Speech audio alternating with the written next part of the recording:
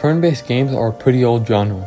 They were pretty prevalent from the 3rd gen of consoles to like the 6th gen. This genre holds some of the most iconic and impactful games of all time, but as gaming gets more and more capable of handling all these like crazy action set pieces, they still have a place in gaming. This might seem like a silly question to some people, but I've had this discussion multiple times with my friends before and also seen it online. With newer generations playing video games for the first time, is turn-based considered outdated for them? Can turn-based continue to thrive, or will it be left in the dust as we keep progressing? That's what I'll be here to talk about today, so anyways, make sure to tickle that subscribe button and let's get on with it. Now, there are a lot of important turn-based games. Some of the earlier genre-defining pioneers like Final Fantasy, Dragon Quest, and Chrono Trigger all paved the way for not only RPGs, but for video games in general. There are a lot of big recent turn-based games too, like Metaphor Fantasio, which was nominated for Game of the Year during the 2024 Game Awards, and also won Best RPG against games like Final Fantasy VII Rebirth and Elden Ring Shadow of the Erdtree. Seriously, why was that there? That's a DLC. Some other somewhat recent notable turn-based games are Baldur's Gate 3, Octopath Traveler, and Dragon Quest XI's. Obviously, Persona / Shin Megami Tensei has been huge for turn-based games. Persona 5 itself sold around 8 million copies, and with SMT5 Vengeance and Persona 3 Reload also coming out last year alongside Metaphor,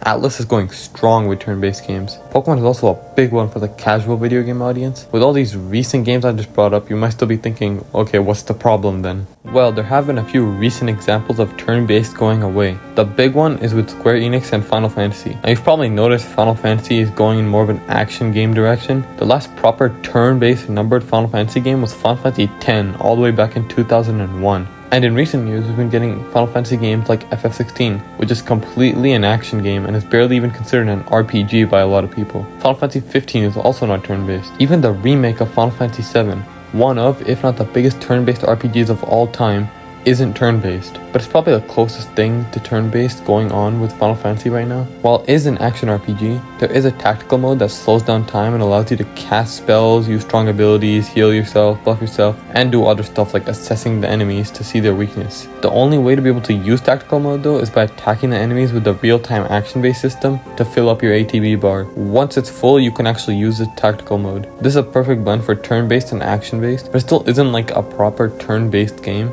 Square Enix has said that they want to adapt Final Fantasy to fit the modern audience, and what the modern audience likes is fast-paced action games. Since Square has been going in this route with Final Fantasy, this can raise some concerns for the other RPGs that they make. What about Dragon Quest? Will Dragon Quest 12 be an action game?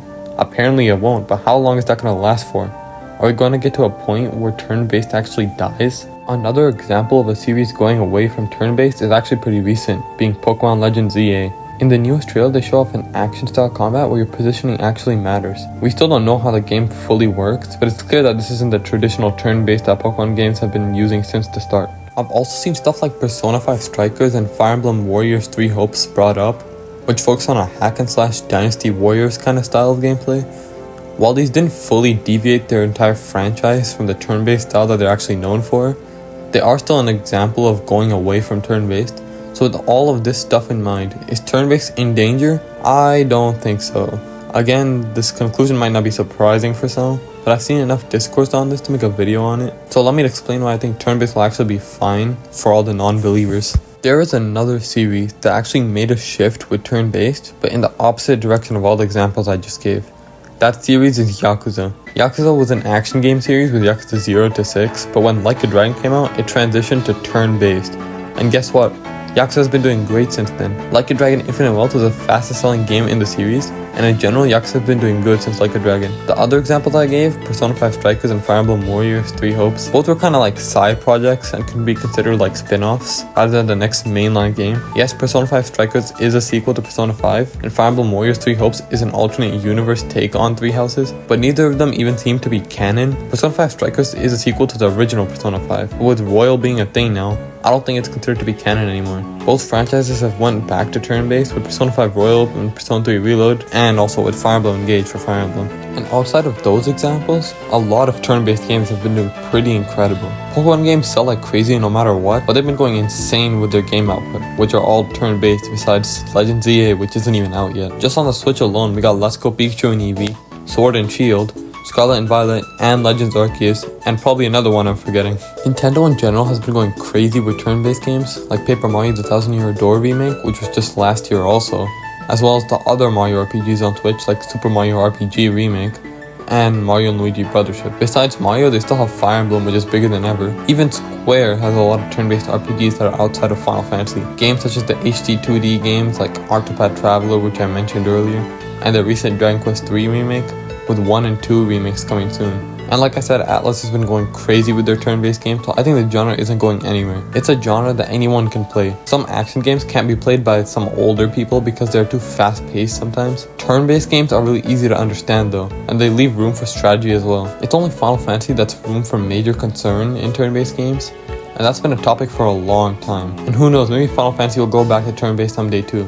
Final Fantasy IX Remake is rumored to still be turn-based, and maybe another new numbered mainline game could be turn-based as well. So, will turn-based games die? Maybe they can someday, but I highly doubt they will, at least not anytime soon. They're going very strong right now, and they're easy for anyone to play and understand. They also have some of the most incredible stories in video games. There's definitely been a lack of AAA big budget turn-based games compared to the early days, but that doesn't mean smaller budget games can't help fill up the void. A high budget game doesn't equal more quality, but it could definitely help with it. And maybe we'll see a big resurgence of AAA budget turn-based games someday as well. So anyways, thank you guys for watching. Make sure to tick that subscribe button like I mentioned earlier. And yeah, have a good one.